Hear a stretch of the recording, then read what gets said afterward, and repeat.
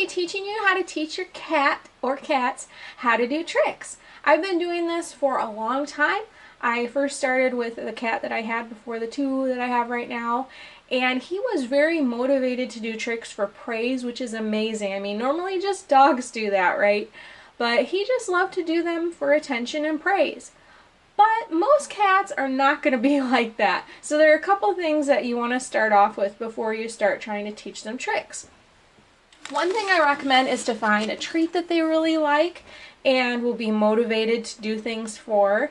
And to change, this is the hard part, to change how you give your cat treats. I would recommend that treats are only given to your cat when they do tricks, because then they'll know that they're going to get something special when they do the right thing and do the trick. That being said, you can potentially save money if you have a really food motivated cat by just giving them their own kibble, and that's probably going to be healthier for them too. And then another thing that I recommend, which is fun, these are candy containers, and what you can do, I actually have candy in this one and it's mine. This is the one that I use for my cats, and the reason I think it's fun to have a tin is because it makes more noise. So while you can shake a bag, it's kind of quiet. Your cat's probably going to hear it regardless because it's food. But I think it's fun to have this little tin to shake. It's also really easy to open it up and just grab a treat out. It just makes things more convenient. And you may be wondering, do I do clicker training? I don't. I just like to have stuff really easy to do, and I do not use clickers, but I do use food as a reward for my cat Minnie. And the other thing I wanted to mention before I get started is that Aggie does not know these tricks yet. That's my kitten. And I think it'll be fun for us as I show you the tricks that I teach my cats to show you Aggie learning so I can say some things to do and not to do. This is part 1, and I'm going to have 2 other videos on tricks. The tricks that I do with my cats are up, sit, high five, and shake. Sit is sometimes down. We'll get into that in this video. So in this video, we're going to do up and sit or down. The other 2 are much more complex and harder to teach, but you want to start off with just teaching your cat something really simple so that they enjoy it and they have fun. Your cat is probably not going to get these tricks the very first time you do them, and that's okay. You know, it takes time to learn, but the more you do, the more you're going to see that your cat is really understanding what's going on and is really engaged in what you're doing. Don't get mad at your cat. Make it a positive experience for both of you. And also, don't think that they're going to get it in one day and do an hour's worth of training. You want to spread it out over many days and keep the training sessions really short. So this is my cat Minnie. They do look about the same, so I'll make sure to point out who's who. But she knows what this is, so as you can tell, she's excited. Now, because she already knows this trick, what I'm going to do for UP, I'll spell it, is I can say it first, and she knows what to do. So, up.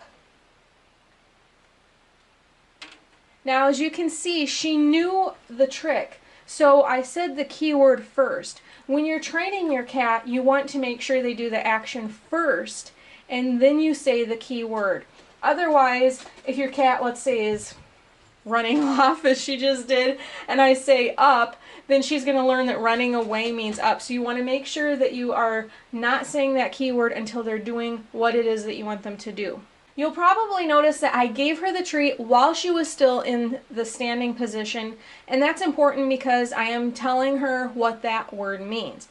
So as you go along, you're going to add the down or sit, and you can give the treat after they do both of the tricks as they have learned both of them. But you want to make sure that your cat is getting what up means before you then move to what down is. So give your cat the treat while they're still in the up position. And then as time goes along and you think they've gotten that one, my cat is actually moving the tripod right now. Anyway, as time goes on and you notice that they have gotten up, then you can move on to down or sit. So I'm going to get her up here and we're going to do the next trick. And this is really easy. Up. Don't give it to her. Sit. Then give it to them. So as you can see, they get the treat for the second part of the trick and not before. Because she knows the first and she knows the second, it's okay to give it to her after she does the second one.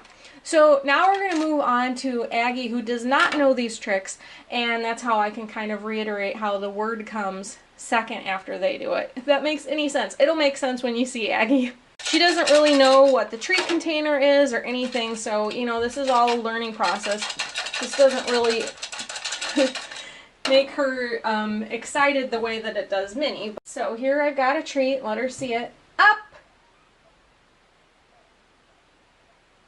I think I dropped it into her fur. I'm giving her the keyword after she's doing what it is that I want her to do.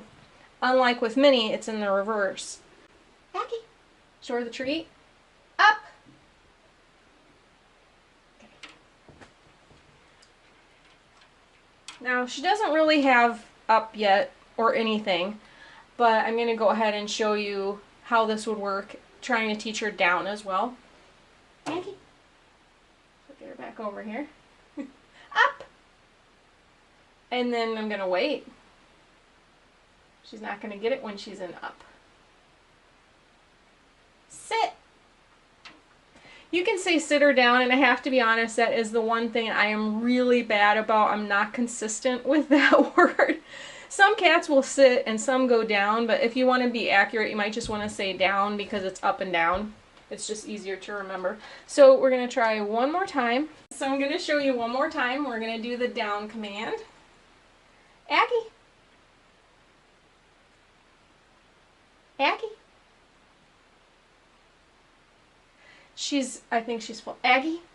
Aggie. Aggie.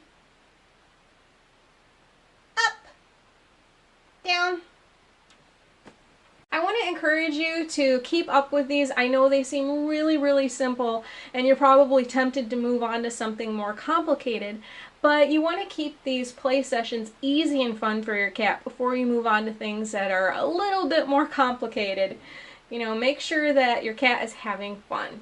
My cat that I mentioned that was motivated by praise, he would even go through a hoop. So you can teach your cat all sorts of things. I mean, the sky's the limit. It's just that these are the ones that I've stuck with because they're so easy to do and I like not needing any props or anything. So I hope you have a lot of fun with your cat. Bye!